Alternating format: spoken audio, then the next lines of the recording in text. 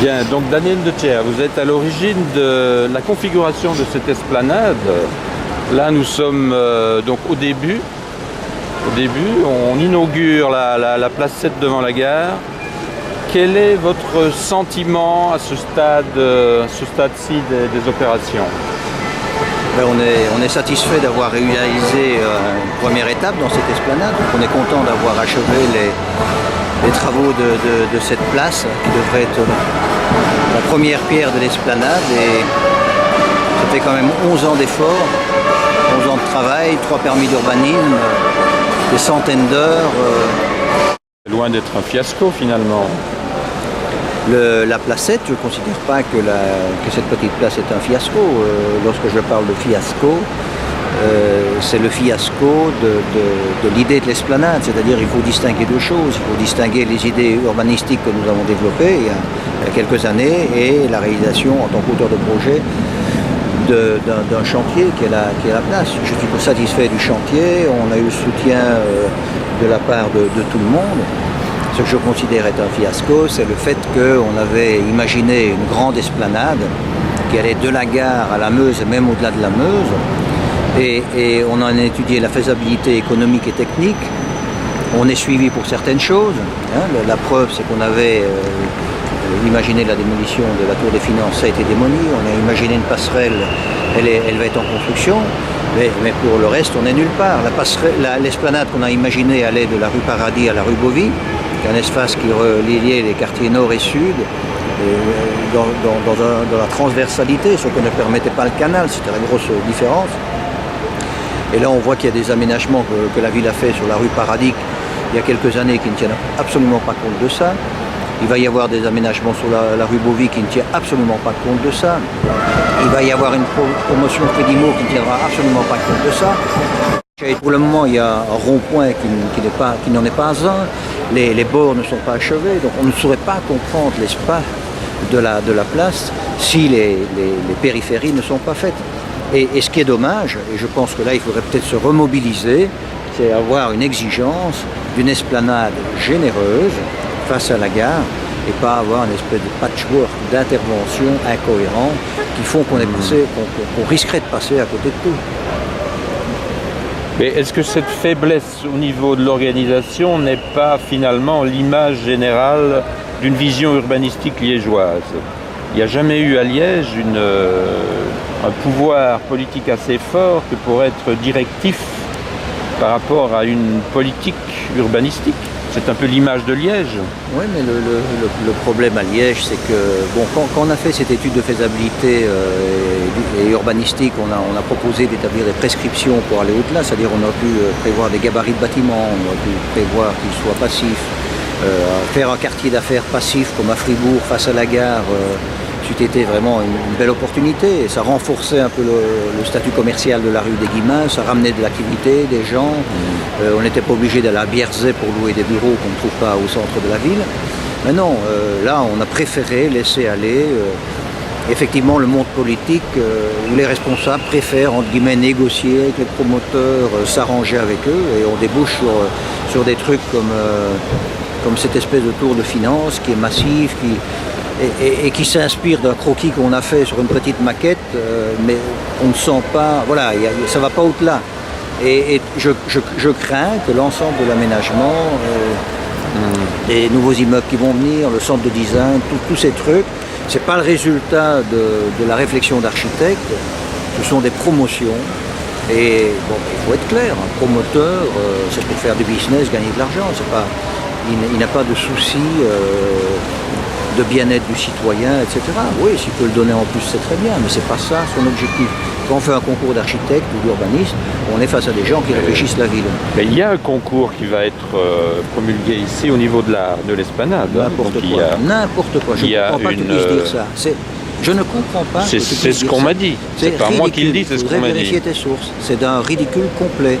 C'est un concours de promoteurs. Ok ? Donc ce sont des promoteurs qui choisissent des architectes. Ne viens pas me dire qu'on fait un concours d'architecture, parce que là c'est ou bien tu n'es pas informé, ce qui est une faute, ou bien tu es un peu débile. Mais ici, c'est un concours de promotion, donc ce sont des promoteurs, c'est comme le centre de design. C'est un promoteur qui va choisir un architecte Et il choisit l'architecte en fonction de quoi? En fonction des honoraires que l'architecte va lui demander, pour s'en mettre un peu plus dans les poches. Donc on va voir quoi comme architecte? N'importe quoi. Est-ce que la Tour des Finances est un ouvrage de qualité où on sent une réflexion derrière? Ben non. On a été prendre Jaspers et BAG, qui quoi? Ben, ils ont pris une esquisse que j'avais fait à l'échelle du 1/10000000 ou je sais pas combien, toute petite, et puis ils l'ont passé à la photocopieuse, ils en font une tour. C'est pas ça l'architecture. L'architecture, ce sont des gens motivés, qui travaillent, qui se donnent du mal. Ce ne sont pas des grands cabinets où on fait du pognon. C'est pas des promoteurs. C'est jamais des promoteurs qui ont fait des choses intéressantes. Faut rigoler. Regarde tout ce qu'on a fait sur les quais à Liège dans les années 70. Voilà le résultat de la promotion. De la merde. Par contre, si on vient avant la guerre, là on avait effectivement des architectures correctes. Mais Liège est en pleine déliquescence. Et alors on fait des courbettes devant ces promoteurs et tous ces gens qui ont plein de pognon dans les poches, qui n'en ont rien à cirer du citoyen, et puis ça part. Mais voilà. idéalement, selon toi, qu'est-ce qu'il faudrait pour que cette situation... Il faut une révolution, d'accord? Il faut une révolution, il faut se mobiliser, il faut dire, il y en a marre du pouvoir de l'argent. Toutes ces grosses sociétés de promoteurs, que crois-tu? Ce sont des gros groupes. Ce sont des gros groupes, ils ne sont même plus entrepreneurs. Ils sont dirigés, ces groupes, par des conseils d'administration. Ils sont dirigés par des gens qui ont des actions, qui veulent des dividendes. Ce ne sont même plus des gens qui construisent, ce sont des gens qui veulent du pognon, c'est la finance. Alors on ferme des délais parce que c'est pas assez rentable, on fout des ouvriers dehors, des entreprises, parce que la main d'œuvre coûte trop cher en Belgique, et on va engager des pauvres bougres qui viennent des pays de l'Est ou je ne sais où, qu'on exploite, et tout est comme ça. Alors qu'on continue aussi au niveau de la démarche intellectuelle, architecturale et urbanistique, et on va au mur. Et que Liège montre l'exemple. Oui, mais il y a quand même des points positifs. Il y a quand même Ricciotti qui va investir le SIAC, qui a un projet pour ce musée. N'importe quoi. Non. C'est du grand n'importe quoi. On est à Liège. Hier a été publié un guide d'architecture qui montre la qualité des architectes à Liège. C'est peut-être une des villes où il y a le plus d'architectes de talent dans toute la Belgique et peut-être en Europe. Et qu'est-ce qu'ils font, ces architectes de qualité? Rien. Pourquoi? Parce qu'on a d'un côté des politiques ou des gens qui attribuent des projets à des Calatrava ou à des Ricciotti, qui sont des gens connus, où là, on va se flatter, et c'est dommage qu'un type comme Di Rupo rentre là-dedans et ne soit pas plus intelligent que cela. Donc là, on a une espèce de sauf-conduit, on se dit, là, on ne va pas se gourer, on fait des travaux monstrueux qui explosent les budgets que nous payons. La gare, on est abrité sous la verrière de la gare, la SNCB a fait classer la verrière. C'est le citoyen qui va payer. C'est le type qui s'est fait virer de Cockerill qui va payer pour le toit de la gare. Et c'est lui, c'est le type de Cockerill qui a été viré, qui sera dans les courants d'air de la gare ici. Hein. Et en hiver qui va se les geler, parce qu'il n'y a même pas un système de chauffage ici. Alors il faut savoir ce qu'on veut. Alors d'un côté, on va prendre des stars de l'architecture, qui font une architecture internationale qui n'a aucun sens de la ville. Et Ricciotti, c'est la même chose. Regarde cette gare, elle est en disproportion totale avec la ville. Elle a coûté, je crois, 10 fois le prix qu'elle devait coûter. Ça, c'est une architecture, mais c'est une architecture de qualité. Je suis d'accord, la gare, c'est un monument magnifique. Mais ce n'est pas quelque chose qui est fait pour les gens. Et puis, de l'autre côté, qu'est-ce qu'on a? On a des promoteurs qui vont engager des bureaux médiocres d'architecture qui font n'importe quoi. Et entre les deux, il y a quoi? Il y a des pauvres types comme moi et comme un tas de confrères qui essayent de travailler et faire de la qualité et on n'est pas reconnus et on se fout de nous. Donc d'un côté, c'est l'architecture de promotion qu'on va retrouver sur le quartier ici, face à la gare, ou bien c'est une architecture de star européenne parce que le politique, ça lui sert de faire valoir. Entre les deux, il n'y a rien. Il n'y a aucune réflexion, c'est épouvantable. Et donc, ce que je disais, c'est ma question du début. Bon, à Maastricht, tu as une politique urbanistique. À Liège, il n'en a pas. Je ne connais pas le cas de Maastricht, mais il n'y a pas de vision urbanistique. Non, à Liège, on fait des courbettes aux promoteurs. À Liège, c'est un urbanisme d'opportunité. Voilà, un promoteur vient avec un projet qui lui permet d'engranger de l'argent, on va lui ouvrir grand les portes, on va le recevoir, etc. Effectivement, un chantier comme celui-ci, c'est 10 ans. Moi, j'ai travaillé plus de 10 ans, 11 ans exactement. C'est 11 ans de ma vie à travailler sur ce projet. 11 ans. Ben, il faut de la pugnacité, il faut se tenir, il faut travailler. Effectivement, les échéances des hommes politiques sont beaucoup plus courtes. Un homme politique, il voit les élections qui auront lieu à tel moment, puis l'élection à tel moment. Et effectivement, il n'y a pas cette espèce de pugnacité, cette vue à long terme qui permet de faire de l'urbanisme. Mais Voilà. est-ce que Liège est différent des autres villes? Je n'en sais rien. Mais je trouve qu'on est, et le guide de l'architecture le démontre bien, on est vraiment un endroit où il y a une réflexion, une richesse au niveau du savoir-faire en architecture. Tout ça est galvaudé, mais complètement galvaudé. Et les bureaux à qui on s'adresse pour la place ou le centre de design ou la tour des finances ne trouvent pas leur place dans ce guide d'architecture. On ne les voit pas. On ne les voit pas. Donc voilà, on a un truc à deux vitesses.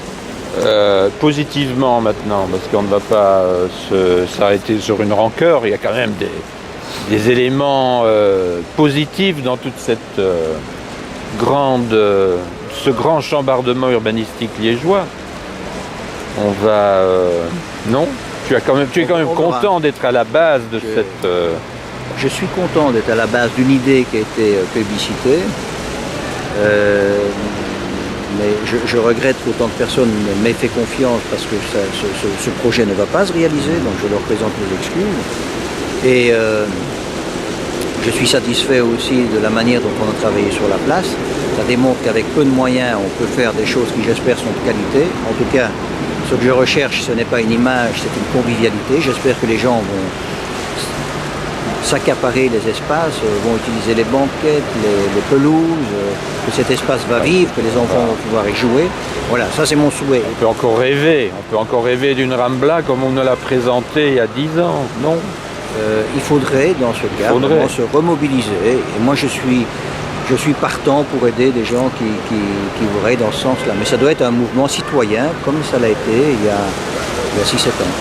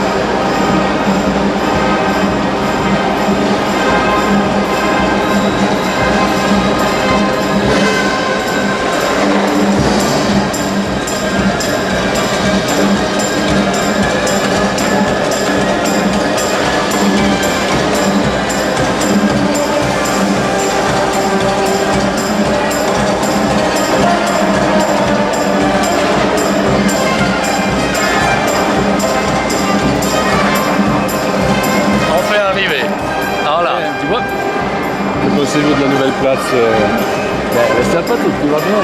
Ça fait un jeu extraordinaire. Quoi. Non, je trouve. Même dans la pluie. Ouais, il faut quand même avoir les espaces dans toutes les atmosphères. C'est plutôt positif. Non, c'est bien. Écoute, on a fini quelque chose. Alors, il faut attendre les autres, c'est bien. C'est toujours un petit pas, Il faut voir l'avenir. Idéalement, comment le voyez-vous cet avenir ici? Alors, je ne sais pas si c'est la maquette qui va répondre à ça, à mon avis pas. Non. Voilà, c'est quand même pas mal. Regarde, quel aménagement. Hein. Donc c'est une projection... C'est fabuleux. Hein. C'est tout ce qui est ici à l'intérieur, de guillemets, jusqu'à Paradis. Hein. Quand même pas mal de projets. Ce qui est ici, attendons, hein. Ce serait quand même sympa. On nous promet des toitures vertes. C'est normal, il y a une évolution. Et là, devant la gare, c'est quoi ce bâtiment là? Ceci, apparemment, oui, c'est quoi? J'ai aucune idée, numéro 27. C'est un hôtel, c'est la... Ça peut être... Et donc les terrains de la ville ici, ils sont... Ça c'est de la ville actuellement. Ça c'est la ville là, oui. Actuellement, à l'entrée de la rue Barin. Oui. D'accord. Et alors la Fédimo, c'est jusqu'où la Fédimo? Je ne vois pas vraiment quels sont les partages. Ah tiens, regarde, on a remis maintenant déjà la fameuse passerelle. Oui. Et les rampes pour les vélos, super. Il y a des rampes pour les vélos? Oui, il faut bien sûr, parce qu'on est à 8 mètres au-dessus de l'eau. Oui. Il faut une petite rampe douce pour arriver là-dessus et traverser le... Oui, ça va être bien finalement. Avec Il y a un axe qui se dessine. Alors effectivement... On peut commencer à rêver quoi. Il faut rêver. Si tu arrêtes de rêver, à mon avis, tu vas déménager. Quitte la ville alors.